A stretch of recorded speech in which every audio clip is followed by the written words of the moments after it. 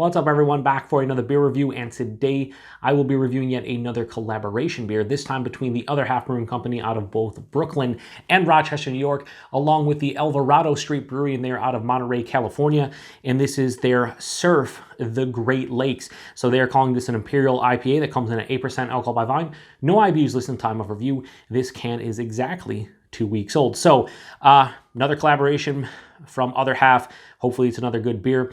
I'm pretty excited about this one because it is using Sabro hops again. This one uses Mosaic, Riwaka, Nelson Sauvin, Sabro, and Sabro Cryo hops. So I don't think I've ever had a beer with Sabro Cryo hops in it. The last beer from Other Half I had with Sabro in it was their Flexing on 5 and 20.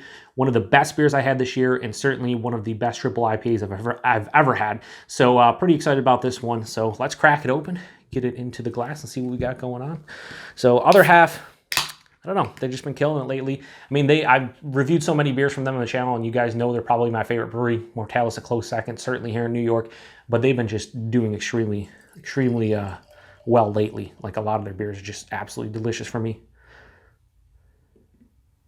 So that pours out a little bit darker than anticipated. Has a really honey orange color. Its Other Half is honey orange, very murky, turbid, hazy, the whole nine. Has about a finger and a half of a creamy looking head. You guys can barely see it, but it looks very creamy. Looks appropriate. Let's get a nose.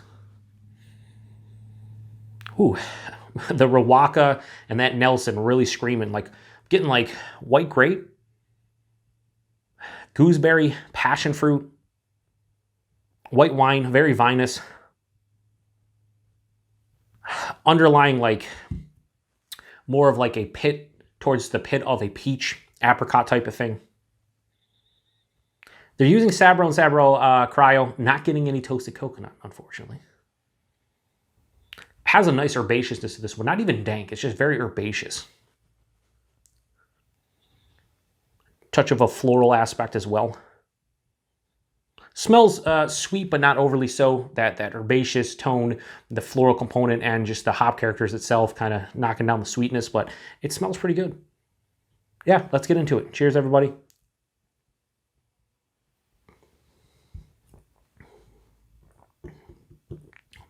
Wow. I don't know if you saw my eyes or how I was reacting, but aftertaste is very different. Wow, that's strange, but good. The Mosaic, bringing this blueberry character. I did not get that in the nose, but that's what I'm tasting, a berry component, more to the blueberry side. Very, wow, very significant blueberry. Very exact too, like I was tasting them like, it's berry, right? Blueberry? Yeah, it's blueberry. Mosaic's in here. I kind of forgot about Mosaic, even though it's the first hop listed, because I was focused so much on the Riwaka and the Nelson and all the, all those types of hops in the Sabro. So yeah, a lot of blueberry. Then I really get a white grape characteristic, and it's almost earthy too. There's an earthy kick to this one. Body's medium to higher side of medium body, 8%. It's perfect. The mouthfeel is Other Half. This doesn't have as luscious as a mouthfeel as some of their other beers, but it's pretty much up there. Soft, smooth, creamy. Has a little bit more carbonation than the rest of the beers I've been drinking from them lately, where I'm going nuts about their mouthfeel. But it's nice. The mouthfeel's nice. Body's proper. The taste is unique, flavorful, and enjoyable, but so different. Like, it's just so different to me. I think it has to be the Riwaka. A couple of beers I've had from them, it's just a different take. Now I'm getting like a little bit of like a honeydew melon rind, not like the fleshy part of it, not the innards, the actual fruit portion, like kind of closer to the rind. It's very herbaceous. There's a bit of dankness in the taste. So right up front, a lot of sweetness. That blueberry hits me right in the front. As it passes through the palate, more of that white grape, a little bit of earthiness. Not getting as much stone fruit or like the passion fruit I was talking about. More of just blueberry, white grape. And like, there is this herbaceous dankness midway through the palate. Not really getting any Sabro influence here. Certainly lean. I mean, I could be getting some, but just not what I think about Sabro, which is toasted coconut. Really not getting that.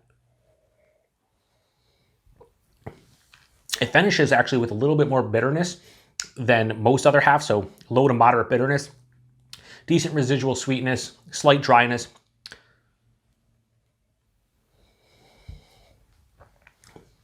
Not really sure what to think about this one, because as I'm drinking, I do enjoy it quite a bit.